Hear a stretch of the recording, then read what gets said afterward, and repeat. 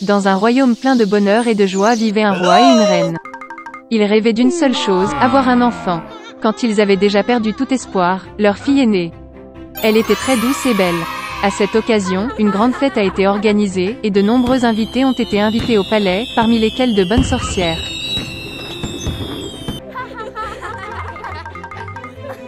L'accueil le plus chaleureux et le plus cordial leur a été réservé.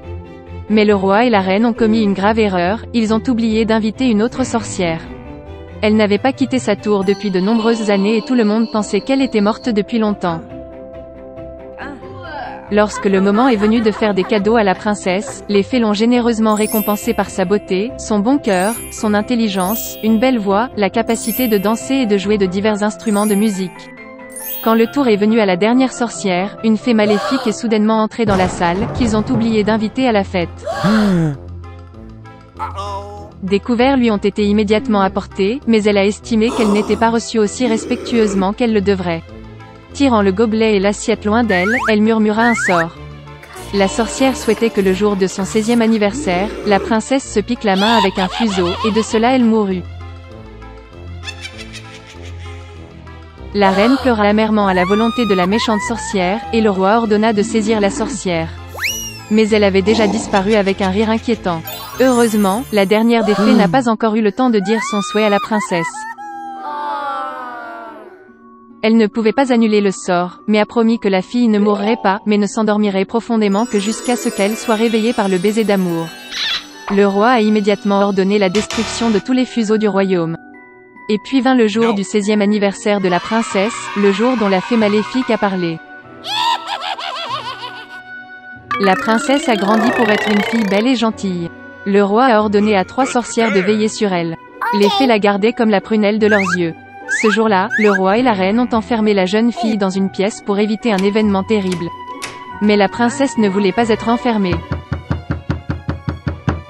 Soudain, une porte apparut dans le mur de sa chambre, que la jeune fille n'avait jamais vue. Elle a entendu des sons étranges à l'extérieur de la porte. Brûlant de curiosité et ne sachant pas ce qui l'attendait, la fille entra en elle. La porte menait à une pièce sombre dans laquelle une femme était assise dos à la princesse. Elle tournait. La fille n'avait jamais vu un fuseau de sa vie. Elle est devenue curieuse. La princesse est allée au fuseau, l'a touché, a piqué son doigt et est tombée dans un sommeil profond. Et cette femme s'est avérée être une fée maléfique qui était très heureuse que son sort soit devenu réalité. Maintenant, tout le monde a appelé la princesse Sleeping Beauty. En apprenant le malheur, la gentille sorcière a décidé de plonger le roi et la reine et tout le royaume dans le sommeil jusqu'à ce que la fille se réveille. Bientôt, des forêts d'arbres et de buissons épineux si impénétrables se sont développés autour du château que personne ne pouvait passer à travers un tel fourré. 100 ans plus tard, un beau prince d'un autre royaume part à la chasse. Voyant de loin les tours du château abandonné, il se souvint de la vieille histoire de la Belle au bois dormant, que ses parents lui racontaient. Et le prince a décidé de rentrer. Il avait du mal à se frayer un chemin à travers les fourrés impénétrables d'arbres et de buissons épineux. Mais à la fin, le prince s'approcha des portes du château abandonné.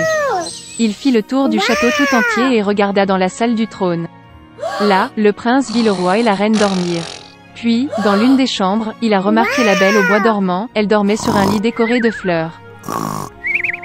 Le prince alla vers le lit, regarda la belle princesse et sentit l'amour remplir son cœur.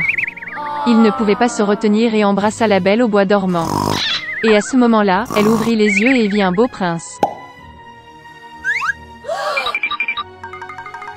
Le roi et la reine se sont également réveillés, tout comme tout le royaume. Ils étaient ravis, et en l'honneur des mariés, le plus beau mariage que le monde ait jamais vu a été immédiatement organisé. Depuis, ils ont vécu heureux pour toujours. Il était une fois une pauvre veuve, et elle avait un fils, Jack, et une vache, Belianka. La vache donnait du lait tous les matins, et la mère et le fils le vendaient au bazar, et c'était ainsi qu'ils vivaient. Mais une fois, Belianka n'a pas donné de lait, et il n'avait pas de nourriture. Maman a décidé de vendre la vache et d'ouvrir un magasin, avec les bénéfices. Jack prit la reine entre ses mains et conduisit la vache au marché. À peine arrivé, il rencontra un vieil homme merveilleux. Il a dit qu'il aimerait échanger la vache de Jack contre des haricots. Et avec ces mots, il sortit une poignée de quelques haricots étranges de sa poche. Le vieil homme a dit que ces haricots étaient magiques. Ils doivent être plantés le soir et le matin, ils pousseront jusqu'au ciel même. Jack est devenu très intéressé et a accepté. Le garçon est rentré tôt. La mère était très en colère qu'il ait donné la vache laitière dans toute la région pour une poignée de haricots méchants. Mais Jack se souvint des paroles du vieil homme et décida qu'il n'y avait rien à faire, et planta les haricots dans la cour. Il monta dans son grenier, triste, et s'endormit. Le matin, Jack s'est réveillé et a vu quelque chose comme un grand arbre dans la cour.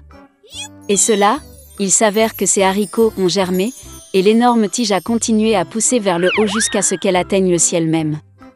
Jack a sauté sur la tige et a grimpé comme une échelle. Il a grimpé et est monté et grimpé, jusqu'à ce qu'il atteigne enfin le ciel.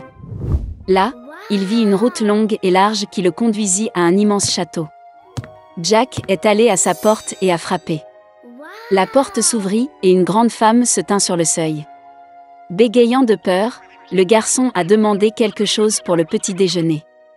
La géante l'a laissé entrer, mais l'a averti de ne pas attirer l'attention de son mari, car c'est un cannibale. Elle a emmené Jack dans la cuisine. Mais avant qu'il n'ait eu le temps de manger la moitié de son petit déjeuner, soudain, toute la maison a tremblé des pas de quelqu'un. Le garçon ne fut pas surpris et sauta aussitôt dans le four. Et à ce moment précis, le cannibale est entré dans la pièce. Eh bien, il était aussi grand qu'une montagne. Le cannibale sortit 2 sacs d'or d'un énorme coffre et s'assit pour compter les pièces. Il compta et compta, finit par hocher la tête et se mit à ronfler. Puis Jack sortit lentement du four, se glissa devant le cannibale, attrapa un sac d'or et se précipita vers la tige de haricots.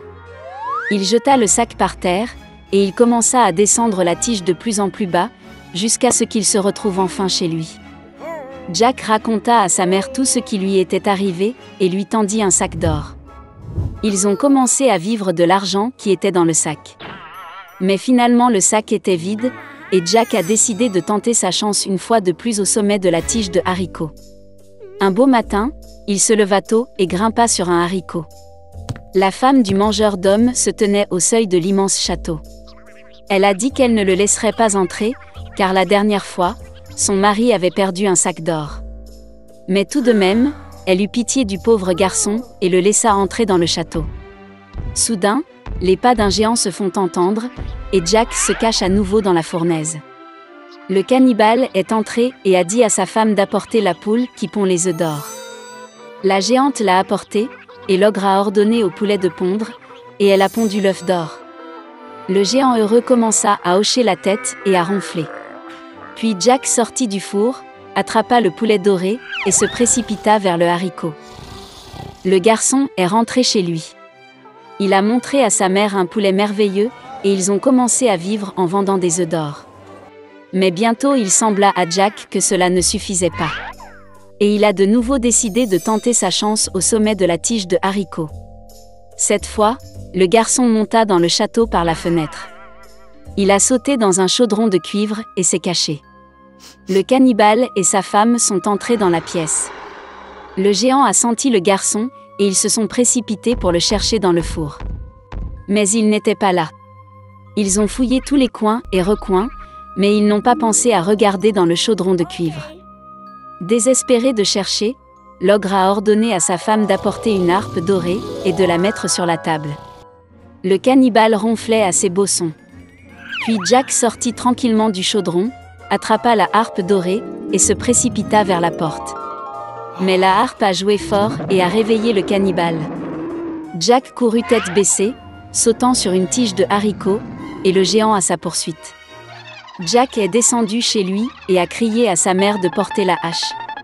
La mère est sortie en courant avec une hache à la main, le garçon a attrapé la hache et a commencé à hacher le haricot.